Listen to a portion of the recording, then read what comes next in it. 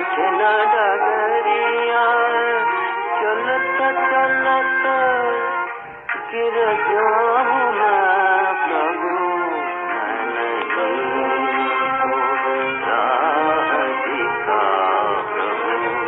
पग पग ठोकर खाऊं मैं, नहीं को राह दिखा प्रभु।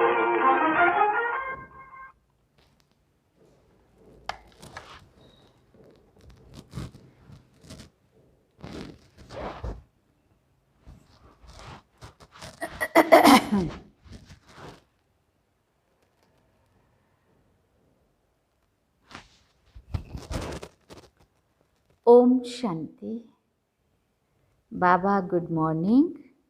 आज बाबा के 3 अप्रैल 2023 के महावाक्य हैं। बाबा ने सार में कहा, मीठे बच्चे, बाप आए हैं तुम्हें ज्ञान का तीसरा नेत्र देने, जिससे तुम सृष्टि के आदि मध्य अंत को जान बुद्धिवान बने हो। बाबा ने प्रश्न पूछा, आत्मा और शरीर दोनों को पवित्र बनाने तथा राजाई पद का अधिकार लेने की सहज विधि क्या है? बाबा ने उत्तर में कहा, तुम्हारे पास देह सहित जो भी पुराना कखपन है उसे एक्सचेंज करो, बाप के हवाले कर दो। श्रीमत पर चलते रहो तो आत्मा और शरीर दोनों पवित्र बन जाएंगे, राजाई पद प्राप्त हो जाएगा।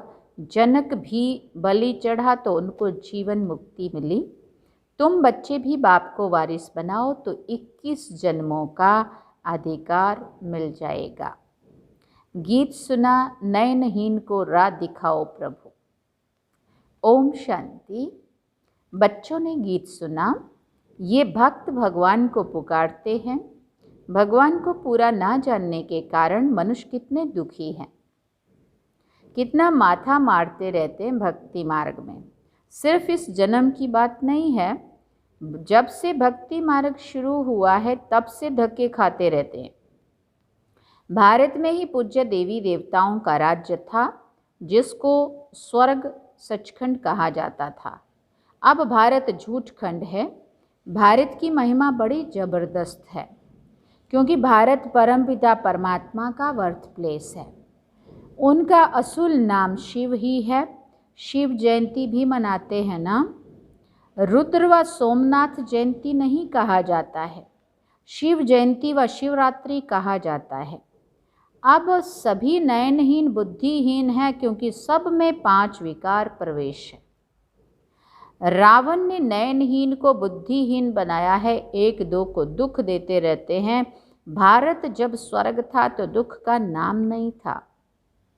स्वर्ग की स्थापना करने वाला है हेवनली गॉड फादर। अभी सब भक्तों का भगवान तो जरूर एक ही होना चाहिए ना। सभी नयनहीन है, अर्थात ज्ञान के चक्षु व डिवाइन इंसाइट नहीं है। भगवान उवाच में तुमको राजयोग सिखाता हूँ। श्रीमद् भगवत गीता है मुख्य। श्री अर्थात श्रेष्ठ मत से अब तुमको बुद्धिवान बनाया जाता है। दिव्य चक्षु अर्थात ज्ञान का तीसरा नेत्र देते हैं। वास्तव में ज्ञान का तीसरा नेत्र तुम ब्राह्मणों को मिलता है, जिससे तुम बाप को और बाप की रचना के आदि मध्य अंत को जान लेते हो। इस समय सर्वव्यापी है, देह, अहंकार व 5 विकार, इसलिए सभी घोर अंधियारे में है।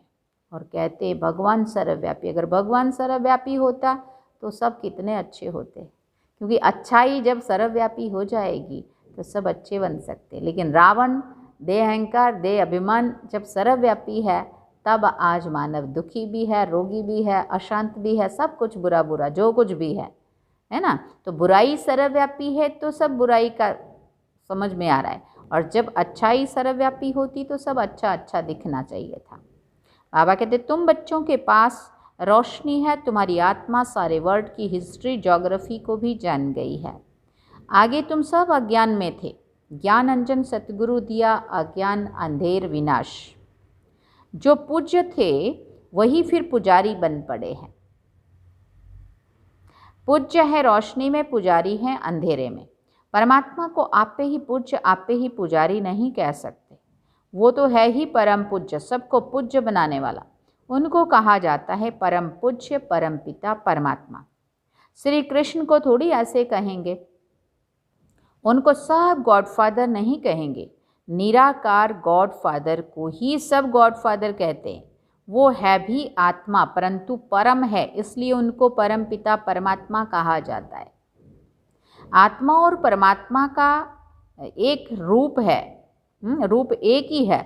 ज़रूर हम आत्मा हैं और वो परम आत्मा सदैव परम धाम में रहने वाला है। अंग्रेजी में उनको सुप्रीम सोल कहा जाता है। बाप कहते हैं तुम गाते भी हो आत्मा परमात्मा अलग रहे बहुकाल। ऐसे नहीं कि परमात्मा परमात्मा से अलग रहे बहुकाल, आत्माएं परमात्मा अलग रहे बहुकाल। पहले नंबर का अज्ञान है आत्मा सो परमात्मा और परमात्मा सो आत्मा समझना। आत्मा तो जन्म मरण में आती है, परमात्मा थोड़ी जन्म मरण में आते हैं, पुनर्जन्म में नहीं आते हैं। बाप बैठ समझाते तुम भारतवासी स्वर्गवासी पूज्य थे, अब ये सारी ईश्वरीय फैमिली हो गई ना। अच्छा भला ये तो बताओ कि तुम माता पिता किसको कहते हो? ये कौन कहते हैं? आत्मा कहती है तुम माता पिता हम बालक तेरे, तुम्हारी कृपा से स्वर्ग के सुख घनेरे। हमको स्वर्ग में मिले हुए, हमको स्वर्ग में सुख मिले हुए थे, तुम माता पिता आकर स्वर्ग की स्थापना करते हो तो हम आपके बच्चे बनते हैं। बाप कहते हैं मैं संगम पर ही आकर राजयोग सिखाता हूँ नई दुनिया के लिए। फिर बाबा ने कहा बाप आकर समझाते हैं तुम मुझे भूल गए हो, मेरी तो शिव जयंती भी भारत में ही मनाते हो ना, गाया भी जाता है शिवरात्रि। बाबा पूछते कौन सी रात्रि? ये ब्रह्मा की बेहद की रात है, संगम पर आकर रात से दिन अर्थात नरक से स्वर्ग बनाते हैं। शिवरात्रि के अर्थ का भी कोई को पता नहीं है।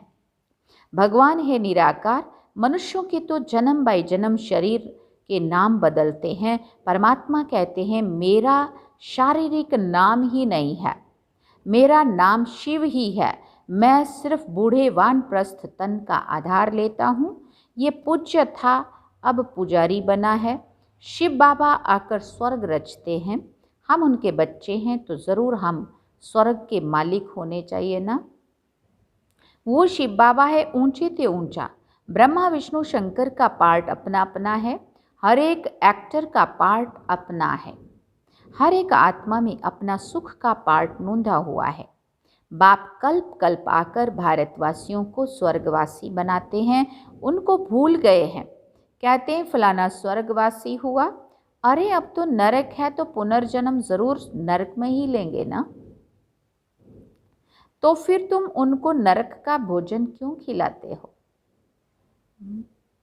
स्वर्ग में तो अथाह वैभव है, फिर उनकी आत्मा को मंगाकर नरक का भोजन क्यों खिलाते हो? पतित ब्राह्मण को खिलाते हो, प्याज आदि खिलाते हो, वहाँ थोड़ी ये सब होता है। वहाँ तो बहुत शुद्ध भोजन, सात्विक भोजन, एनर्जेटिक भोजन, केमिकल बिना का भोजन है ना, बहुत ही अच्छा वाला भोजन होता है, वैरायटी होता है। तो जो वहाँ का खाने वाला उसको यहाँ का गंदपन क्यों खिलाने को बुलाएंगे? बाबा कहते तो देखो भारत की क्या हालत हो गई है। भगवान उवाच अब मैं तुमको ज्ञान का तीसरा नेत्र देता हूँ, तुम फिर से राजाओं का राजा बनेंगे। देवी देवताएं 84 जन्म भोग पूज्य से पुजारी बन गए हैं। अब तुम जानते हो हम शिव बाबा के वारिस बने थे। शिव बाबा ने स्वर्गवासी बनाया था, तब उनको सब याद करते हैं, ओ गॉड फादर रहम करो। साधु भी साधना करते हैं क्योंकि यहाँ दुख है तो निर्वाण धाम जाना चाहते हैं। आत्मा परमात्मा में लीन होती नहीं है, ये समझना भूल है। कह देते हैं लोग आत्मा परमात्मा में लीन हो गई।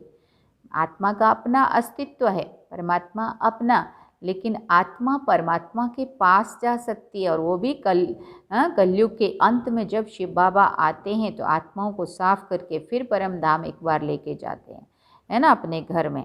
तो आत्मा परमात्मा के पास जा सकती है। परमात्मा में समा जाना, परमात्मा के प्यार में खो जाना अलग चीज़ है, उसके लव में लीन हो जाना अलग चीज़ है। लेकिन उसी में ही लीन हो जाना का मतलब वो नहीं था लोगों ने ये समझ लिया है कि वो आत्मा परमात्मा में समा गई, परंतु आत्मा परमात्मा के प्यार में खो गई, लव में लीन हो गई।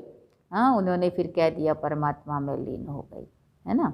तो ये देखो, अर्थ नहीं समझे बहुत सारी बातों के। बाबा ने कहा हम आत्मा सो देवी देवता कुल में आएंगी, फिर 84 जन्म भोगेंगी। हम सो आत्मा फिर दैवी कुल, क्षत्रिय कुल से वैश्य शूद्र कुल में आएंगे। शिव बाबा जन्म मरण में नहीं आते, सिर्फ आकर भारत को स्वर्ग बनाते हैं। गाया भी जाता है सतयुग में सूर्यवंशी श्री लक्ष्मी श्री नारायण की डायनेस्टी थी। जैसे क्रिश्चियन घराने में Edward the first, Edward the second, third चलता है, वैसे ही वहाँ भी Lakshmi Narayan the first, Lakshmi Narayan the second, third, ऐसे 8 डायनेस्टी चलती है। अभी तुम ब्राह्मणों का तीसरा नेत्र खुला है। बाप बैठ आत्माओं से बात करते हैं। तुम ऐसे 84 का चक्र लगाकर इतने इतने जन्म लेते आए हो। वर्णों का भी एक चित्र बनाते हैं जिसमें देवता क्षत्रिय वैश्य शूद्र बनाते हैं। अब तुम जानते हो हम 100 ब्राह्मण चोटी है। इस समय हम हैं ईश्वरीय औलाद प्रैक्टिकल में। इस समय राजयोग और ज्ञान से हमको सुख घनेरे मिलते हैं। कोई तो सूर्यवंशी राजा रानी का वर्षा लेते हैं, कोई चंद्रवंशी का। सारी किंगडम स्थापन हो रही है। हर एक अपने पुरुषार्थ से वो पद पाएंगे। कोई अगर पूछे कि अभी पढ़ते पढ़ते हमारा शरीर छूट जाए तो क्या पद मिलेगा, तो बाबा बतला सकते हैं योग से ही आयु बढ़ती है, विक्रम विनाश होते हैं, और कोई उपाय पतित से पावन बनने का है नहीं। पतित पावन कहने से ही भगवान याद आता है। भगवान है कौन ये नहीं जानते। बाप कहते मैं आता ही भारत में हूँ, ये मेरा बर्थ प्लेस है। सोमनाथ का मंदिर कितना आलीशान था, वो ये बाप ही बच्चों को समझाते, जिसके फिर बाद में शास्त्र आदि बनते हैं। भक्ति मार्ग में ही ये यादगार बनना शुरू होते हैं। जब पुजारी बनते हैं तो पहले पहले सोमनाथ का मंदिर बनाते हैं। भारत तो सतयुग त्रेता में बहुत साहूकार था, मंदिरों में अथाह धन था। भारत हीरे तुल्य था, अब तो कंगाल कौड़ी तुल्य है। फिर बाप आकर भारत को हीरे तुल्य बनाते हैं। सारा झाड़ जड़ जड़ी भूत अवस्था को पाया हुआ है। बाप कहते हैं अपनी शक्ल तो देखो, लक्ष्मी नारायण को वरने के लायक हो। नारद की कहानी है ना, आत्मा पवित्र लक्ष्मी अथवा नारायण को कैसे वर सकेगी। तब तो कहा उनको, नारद जी ने कहा कि मुझे लक्ष्मी को वरना है, तो उनको क्या कहा भगवान ने कि तेरी शक्ल आईने में जाके देख, तू लक्ष्मी को वरने के लायक है तेरी शक्ल। तो जब जाके देखी शक्ल तो बंदर जैसी थी। मतलब उसका ये नहीं है कि शक्ल बंदर जैसी थी, परंतु अभी बाबा जो सिखाते हैं कि कहाँ सतो प्रधान सर्वगुण संपन्न लक्ष्मी और कहाँ तुम बुराइयों से भरे हुए इंसान, तुम कैसे उसको वर सकते हो। हाँ, उस जैसा दिव्य गुण तो धारण करने पड़ेंगे ना। तो बाबा कहते उसका मतलब ये, विकार में गए तो पासपोर्ट कैंसिल हो जाता है। अपने आप को देखा जाता है कि हम ऐसा पुरुषार्थ करते हैं जो मम्मा बाबा के गद्दी नशीन बन सके। ये है ही पतित दुनिया। पवित्रता है मुख्य। अब no health, no wealth, no happiness. ये ऋण्य के पानी मिसल राज्य है, मृग तृष्णा के समान। इस पर भी दुर्योधन की कहानी शास्त्रों में है। दुर्योधन विकारी को कहा जाता है। द्रौपदी कहती है हमारी लाज रखो। ये द्रौपदियाँ है ना, बाप कितना अच्छी रीति समझाते हैं। जितना बुद्धि योग पूरा लगा हुआ होगा तो धारणा भी होगी। नॉलेज ब्रह्मचर्या में ही पढ़ी जाती है। बाप कहते हैं गृहस्थ व्यवहार में रहते कमल फूल समान रहना है, दोनों तरफ निभाना है, मरना भी जरूर है। मरने समय मनुष्य को मंत्र देते हैं। बाप कहते हैं तुम सब मरने वाले हो। कितनी सच्चाई है। मैं कालों का काल सबको वापस ले जाने वाला हूं, तो खुशी होनी चाहिए ना। फिर जो अच्छी रीति पढ़ेंगे वो स्वर्ग के मालिक बनेंगे, नहीं पढ़ेंगे तो प्रजापद पाएंगे। यहाँ तुम आए हो राज्य पद पाने। ये पढ़ाई है, इसमें अंधश्रद्धा की बात नहीं है। ये पढ़ाई है राजाई के लिए। जैसे उस पढ़ाई की एम ऑब्जेक्ट है, बैरिस्टर बनेगा तो योग ज़रूर पढ़ाने वाले टीचर के साथ रखना पड़े। यहाँ तुमको भगवान पढ़ाते हैं तो उनसे योग लगाना है। बाप कहते हैं मैं परम धाम दूर दूर से आता हूँ। परम धाम कितना ऊंचा है? सूक्ष्म वतन से भी ऊंचा है। वहाँ से आने में मुझे 1 सेकंड लगता है। संकल्प किया, बाबा हाजिर। उनसे तीखा और कुछ हो नहीं सकता। सेकंड में जीवन मुक्ति देता हूँ। जनक का मिसाल है ना, अभी तो नरक पुरानी दुनिया है, नई दुनिया स्वर्ग को कहा जाता है। बाप नरक का विनाश कराए स्वर्ग की स्थापना कराते हैं। बाकी उनको सर्वव्यापी कहने से क्या मिलेगा? कुछ भी नहीं। बाप तो आकर स्वर्ग का मालिक बनाते हैं। बाकी सभी आत्माएं शांति धाम चली जाएंगी। आत्मा अमर है, उनको पार्ट भी अमर मिला हुआ है। फिर आत्मा छोटी बड़ी कैसे हो सकती है? आत्मा है ही स्टार, छोटी बड़ी हो ना सके। अब तुम हो God fatherly students. God father knowledgeful blissful है, वो तुमको पढ़ा रहे हैं। तुम जानते हो इस पढ़ाई से हम 100 देवी देवता बनेंगे। तुम भारत की सेवा कर रहे हो। पहले तो बाप का बनना है, और जगह तो गुरु के पास जाते हैं, उनके बनते हैं, अथवा उसे अपना गुरु बनाते हैं। यहाँ तो बाप है, तो पहले बाप का बच्चा बनना पड़े। बाप बच्चों को अपनी जायदाद देते हैं। बाप कहते हैं बच्चे तुम एक्सचेंज करो, तुम्हारा कखपन हमारा और हमारा सब कुछ तुम्हारा। कितना बड़ा सौदा है ये। देह सहित जो कुछ है वो सब कुछ मेरे को दे दो। मैं तुम्हारी आत्मा और शरीर दोनों को पवित्र बना दूंगा, और फिर राजाई पद भी दूंगा। तुम्हारे पास जो कुछ है वो बलि चढ़ो, मुझे ट्रस्टी बनाओ, मेरी श्रीमत पर चलो। जनक राज्य भाग्य सहित बलि चढ़ा तो उनको जीवन मुक्ति मिली। बाबा ये सभी कुछ आपका है। बाप कहते हैं मुझे वारिस बनाओ, मैं 21 जन्म तुमको वारिस बनाता हूँ। सिर्फ मेरी मत पर चलो, भले धंधा भी करो, विलायत भी जाओ, कुछ भी करो। थैंक यू बाबा, विलायत भी जाओ। हाँ, उस दिन बाबा ने कहा था लंदन जाओगे, कोई लंदन जाके आएगा और वहाँ के बारे में सुनाएगा। हाँ, तो तुम ऐसा थोड़ी कहेंगे कि जब तक हमने खुद नहीं देखा तब तक नहीं मानते। मानेंगे ना तब तक कि हाँ देखो वो वहाँ गए, ये देखा, ये हुआ, जो भी है ना। आज बाबा कह रहे हैं भले धंधा करो, विलायत भी जाओ, कुछ भी करो, सिर्फ मेरी मत पर चलो। खबरदार रहना है, माया घड़ी घड़ी पछाड़ेगी। विक्रम कोई भी नहीं करना है। कदम कदम श्रीमत पर चलना है तो तुम श्रेष्ठ बनेंगे। बाप तो दाता है, सिर्फ तुमको ट्रस्टी बनाते हैं। कहते भी हो ये बच्चे धन आदि सब भगवान का दिया हुआ है। अब भगवान कहते हैं मुझे दे दो, तो मैं एक्सचेंज करता हूँ। मैं प्रतिज्ञा करता हूँ श्रीमत पर चलने से तुमको ऐसा श्रेष्ठ बनाऊंगा। ये है राजयोग। ये लक्ष्मी नारायण भी इस राजयोग से ऐसा बने हैं। बिरला जिसने लक्ष्मी नारायण का मंदिर बनाया है वो खुद नहीं जानते हैं कि ये लक्ष्मी नारायण इतने धनवान कैसे बने। अब बाप समझाते हैं यहाँ के गरीब वहाँ साहूकार बनेंगे, और यहाँ के साहूकारों का सब मिट्टी में मिल जाएगा, कहीं भी नहीं लगेगा। अच्छा, मीठे मीठे सिकिल दे बच्चों प्रति माता पिता बाप दादा का याद प्यार और गुड मॉर्निंग। रूहानी बाप की रूहानी बच्चों को नमस्ते। हम रूहानी बच्चों की रूहानी माता पिता बाप दादा को दिलवा जान सिकवा प्रेम से याद प्यार, गुड मॉर्निंग, नमस्ते, थैंक यू बाबा, शुक्रिया बाबा। धारणा के लिए मुख्य सार है। पहला पॉइंट, माता पिता के गद्दी नशीन बनने के लिए पवित्रता की धारणा करनी है। दोनों तरफ निभाते हुए पढ़ाई पर पूरा ध्यान देना है। दूसरी बात बाबा ने कही, कोई भी विक्रम नहीं करना है, बहुत खबरदार होकर श्रीमत पर चलते रहना है, ट्रस्टी ज़रूर बनना है। वरदान में बाबा ने कहा, अपने मस्तक बीच सदा बाप की स्मृति इमर्ज रखने वाले मस्तक मणि भव।